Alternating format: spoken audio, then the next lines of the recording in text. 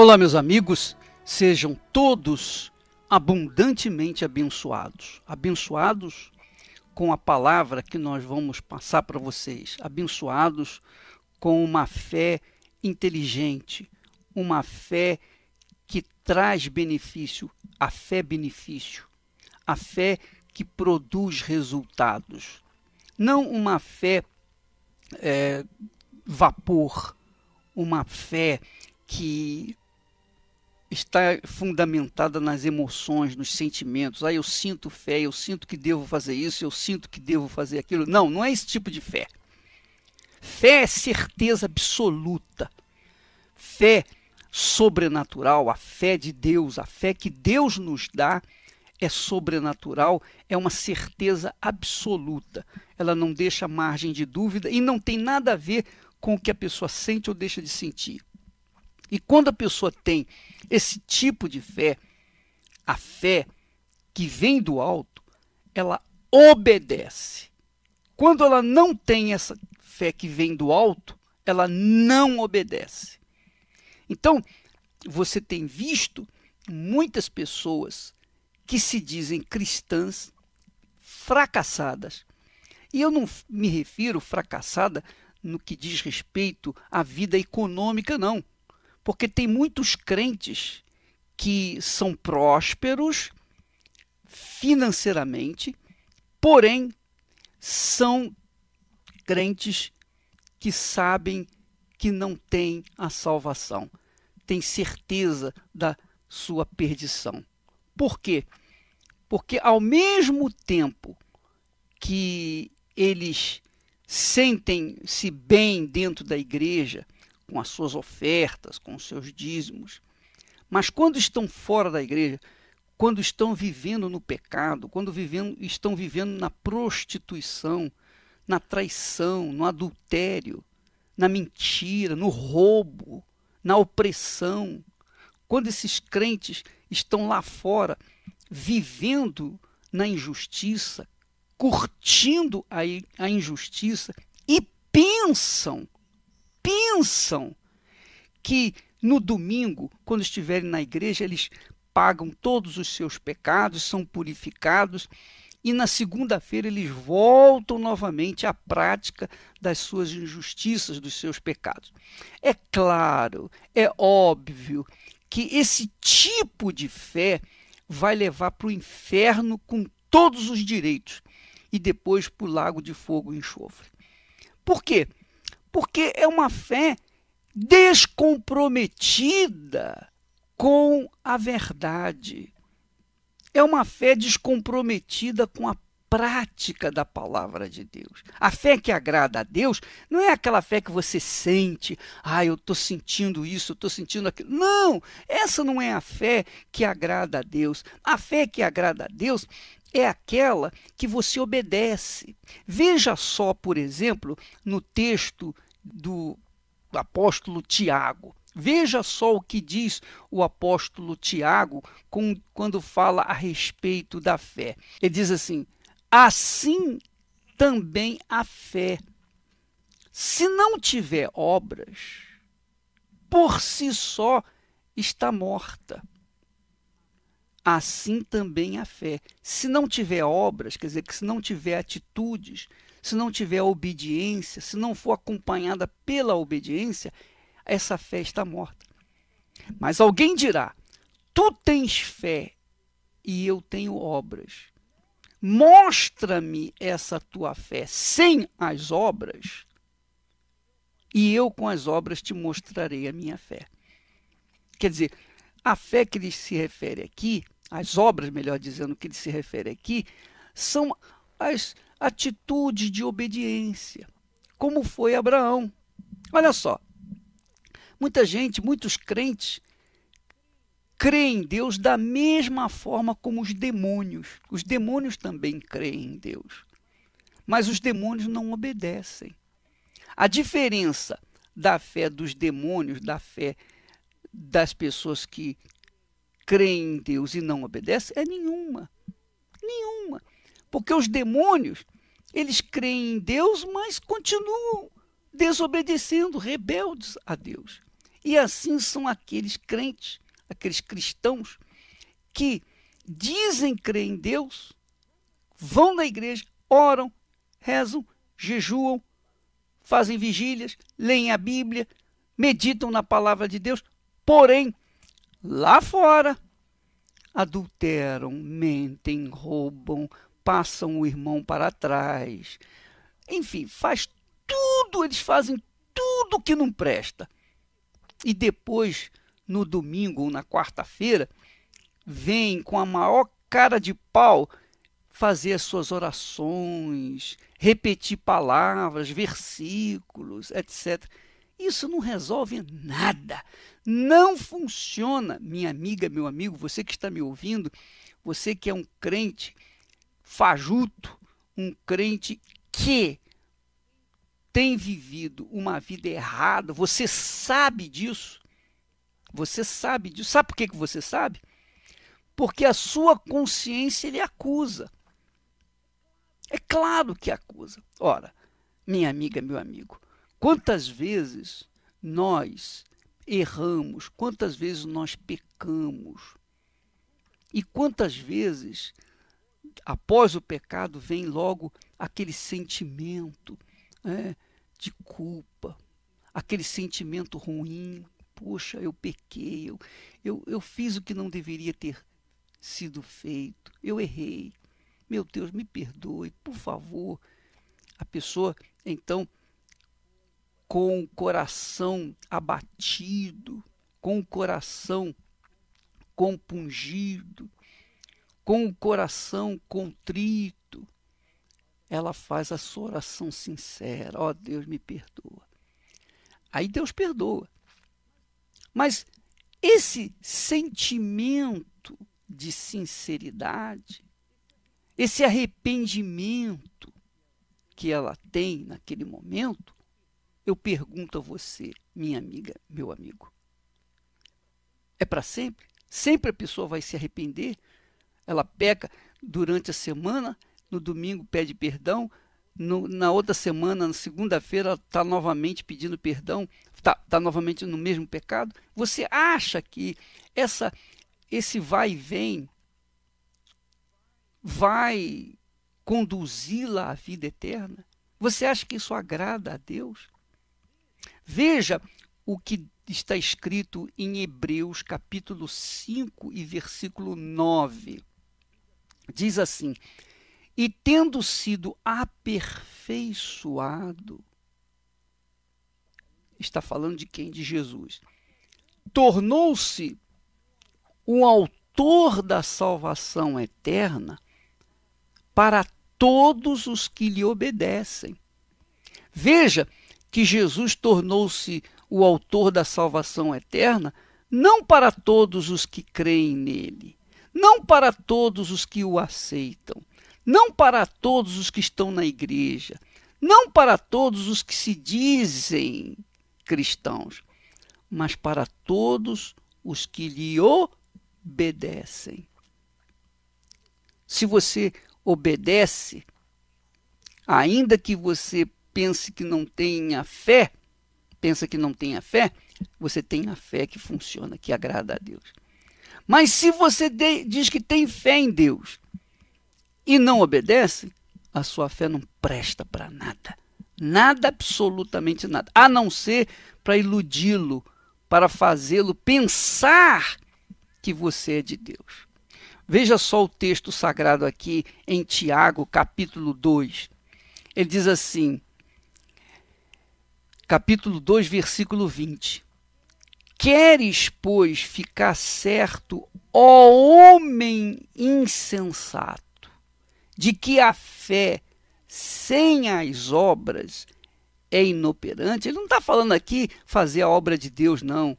Ele não está aqui falando sobre o servo de Deus que prega o evangelho, não. Ele está falando do homem insensato que crê, que tem fé em Deus, mas não obedece à palavra de Deus. Preste atenção, minha amiga, meu amigo, presta bastante atenção.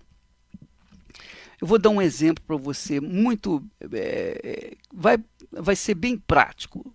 Veja só, uma pessoa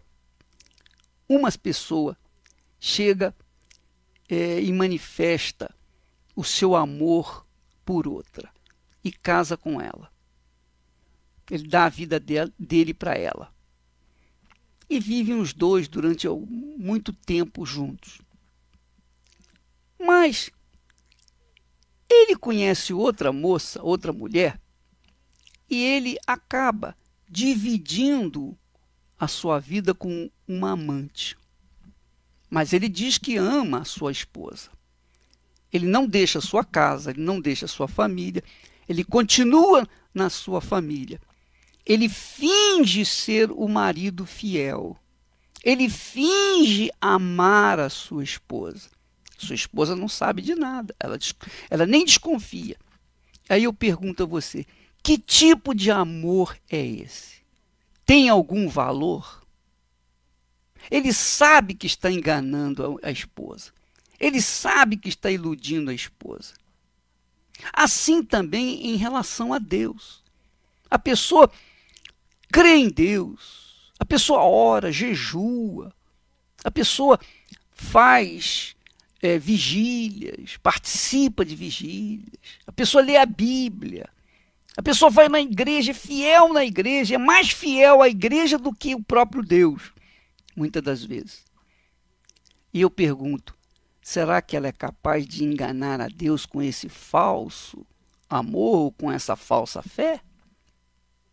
Você acha que ele pode enganar a esposa, pode viver anos enganando a sua mulher. Mas eu pergunto, será que ele consegue enganar o Espírito Santo que conhece os seus pensamentos, que conhece a sua fé, que conhece o seu íntimo? Não, de forma nenhuma. Então, Deus conhece os que lhe obedecem. Deus conhece, o Espírito Santo conhece aqueles que lhe obedecem. E nada é mais cruel para uma pessoa que conhece a fé, que conhece os oráculos de Deus. Nada é mais cruel do que ter a sua consciência acusando dia e noite, noite e dia sem cessar. É ou não é? Eu imagino o sujeito que tem amante, ele se diz cristão, ele frequenta a igreja e à noite ele coloca a cabeça no travesseiro, ele está deitado com a sua esposa, que ele sabe que está traindo. E ela lhe faz carinho, e ela lhe faz carícias, e ele até aceita só para não mostrar que ele não lhe é fiel. Então, ele vive enganando a esposa, mas a sua consciência fica latente, fica batendo, e ele se sente mal. Ele vira de um lado, vira para o outro, muda de um lado, levanta, vai no banheiro, vai lá beber água, vai fazer isso. Ele não consegue ficar sossegado. A sua alma não consegue sossegar, porque ela sabe que está em pecado. E o pecado gera a morte. Gera a morte porque o pecado gera a dúvida. A dúvida é o que traz o fracasso. Às vezes a pessoa tem até dinheiro. Às vezes ela tem até um testemunho de que conquistou bênçãos, mundos e fundos. Mas Jesus pergunta, o que adianta você ganhar o mundo inteiro e perder a sua alma? Eu sei que quando a gente fala assim, esse discurso não é bom, quer dizer, economicamente para um pastor, porque ele não quer perder as suas ovelhas pecadoras. Ele prefere que as ovelhas pecadoras continue dentro da sua igreja, porque ele vai ter os dízimos e as ofertas dela, não é?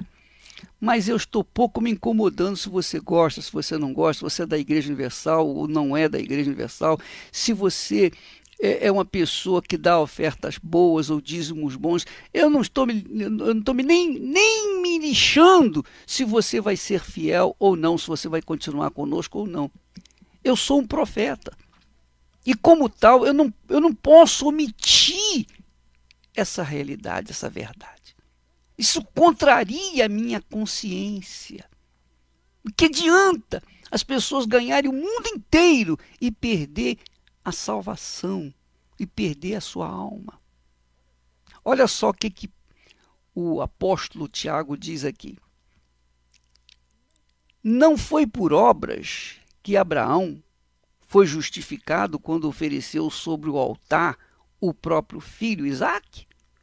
Quer dizer, ele está dizendo o seguinte: quando Abraão foi provado, quer dizer, o que foi provado foi a sua fidelidade, a sua obediência.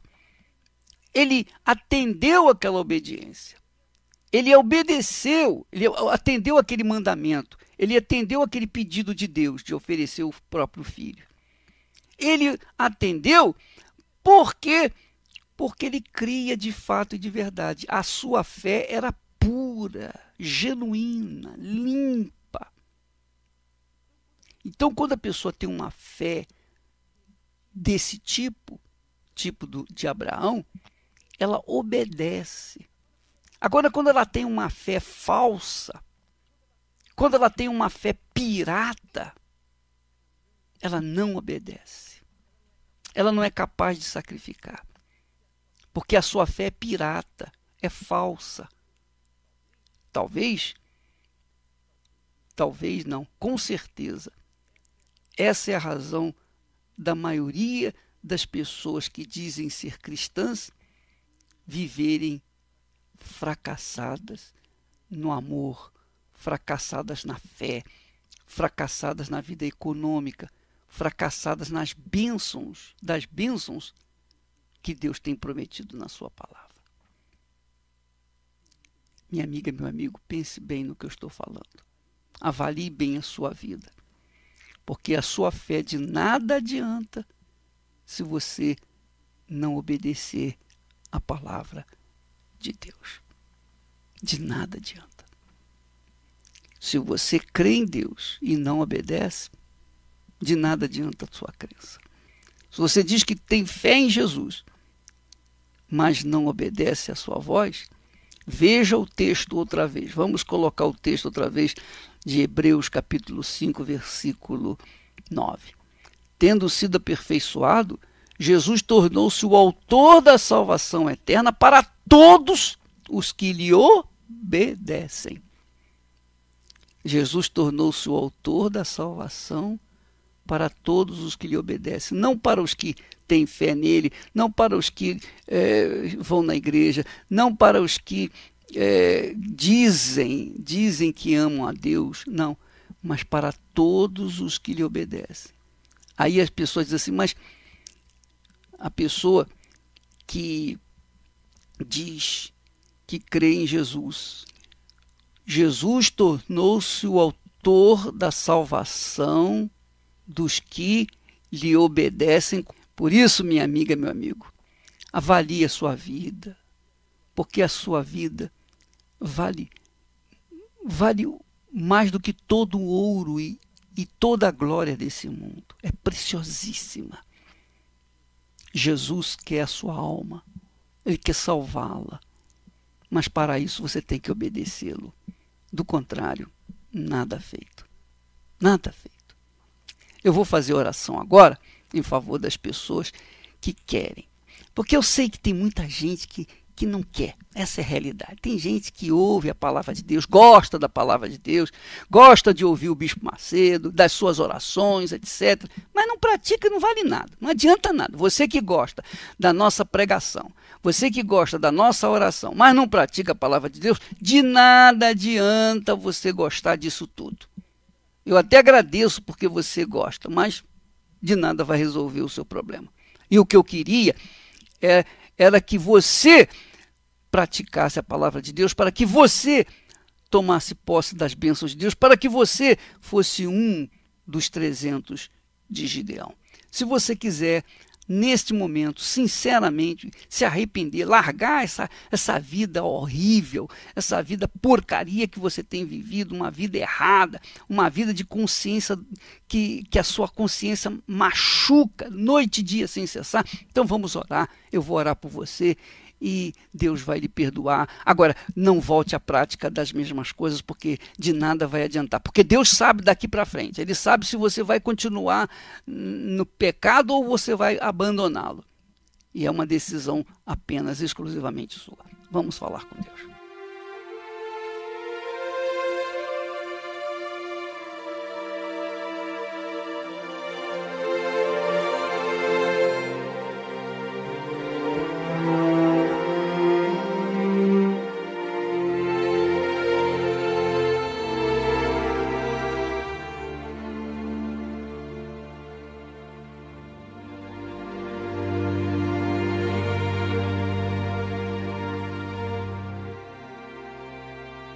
Pai de nosso Senhor Jesus Cristo, meu Senhor e Salvador, Tu és meu Pai, também és o meu Pai, e eu te amo, meu Pai. Eu te glorifico, porque a despeito de todas as minhas falhas e fraquezas e erros, ainda assim, Tu tens sido cheio de compaixão e misericórdia para conosco. E por conta desse grande amor, dessa compaixão infinita, eu jamais poderia negar a minha fé e trazer um discurso que agrade a todo mundo. Porque esta não é a vontade tua, meu. A vontade do Senhor não é que nós venhamos agradar o mundo, mas falar a verdade, profetizar aquilo que o Senhor quer que seja profetizado.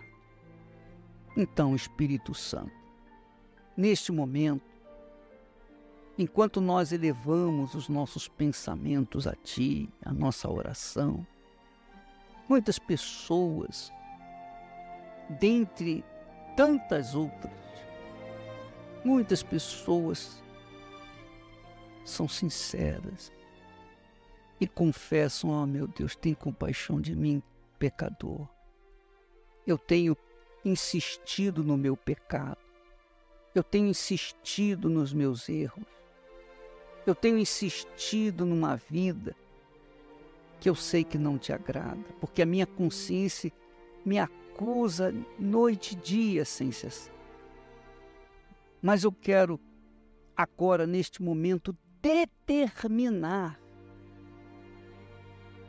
a ruptura, determinar a separação do pecado. Eu determino sair, largar essa vida errada que eu tenho vivido há tanto tempo. Ó Espírito Santo, há muitas pessoas que estão fazendo exatamente isso neste momento. E por elas é que eu te peço. Eu não te peço por todos, não. Eu não tenho cara de pau, eu não tenho fé, eu não tenho consciência para orar em favor daqueles que não querem nada contigo, daqueles que creem em ti da mesma forma como o diabo e os seus demônios. Então eu te peço apenas por aquelas criaturas que têm as suas mãos sobre o seu rádio, receptor ou televisor ou sobre o computador e dizem: oh meu Deus, tem compaixão de mim, pecador, me ajude. Eu oro por essas pessoas, meu Pai, venha sobre elas agora. Remova esse sentimento horrível que faz doer a sua consciência, que faz machucar o seu ser. Remova, meu Deus, o pecado, lava, a sua alma no sangue precioso e poderoso do teu Filho Jesus. Fala limpa, pura neste momento, meu Deus. E que a partir de agora ela venha conservar essa pureza. Que jamais volte à prática daquilo que ela vinha fazendo. Ó, meu Deus, nós não estamos aqui para condenar ninguém, mas para salvar. Nossa mensagem é dirigida àqueles que são sinceros e que vivem nesse mundo podre, mas que estão desesperados pela salvação. Porque de nada adianta ganhar o mundo inteiro, nem a sua glória, e perder a alma. Eu te peço, meu Pai, por toda esta gente. Eu te peço pelos obreiros. Eu te peço pelas obreiras, pelos pastores, meus companheiros, seus respectivos familiares, seus entes queridos, a salvação deles. Eu te peço pelo povo da Igreja Universal do Reino de Deus, os seus dizimistas e ofertantes. Cumpra-se na vida deles as tuas promessas. E não nos deixes cair em tentação, mas livra-nos dos males físicos e espirituais. Porque teu é o reino, o poder, honra e a glória, em nome do Senhor Jesus. Amém. E quem crê, diga graças a Deus.